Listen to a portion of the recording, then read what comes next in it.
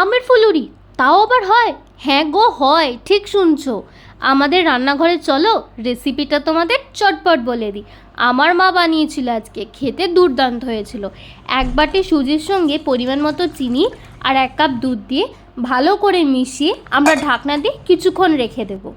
ভালো করে গুলে যেতে জিনিসটা ওর মধ্যে দিয়ে দিচ্ছি ওই যে বাটিটা আমরা সুজি নিয়েছিলাম, ওই বাটির পরিমাণেই 1 বাটি ময়দা আর বেটে রাখা আম দিয়ে দিচ্ছি। একটু ফ্লেভারের জন্য এলাচ গুঁড়ো আর গোটা মৌরি, স্বাদ মতো নুন দিয়ে ভালো করে মিশিয়ে নিতে হবে যাতে আমাদের ফুলুরিটা খুব ফ্লাফি হয়। সেজন্য আমরা দিয়ে দিলাম বেকিং সোডা। এবারে তো ভাজার পালা, কারণ সব কিছু রেডি তো হয়ে গেছে। সাদা তেল গরম করে কড়ায় মা ভেজে নিল চটপট। কি ক্রিস্পি হয়েছে বাইরেটা, আর ভেতরটা কিন্তু সফট হয়েছিল।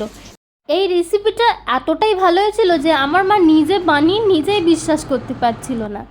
এরমই রেসিপির জন্য আমাদেরকে ফেসবুকে ফলো করে দিও, আর ইউটিউব থেকে দেখলে সাবস্ক্রাইব করে দিও। এই নে তুই আগে খা। দাও দাও।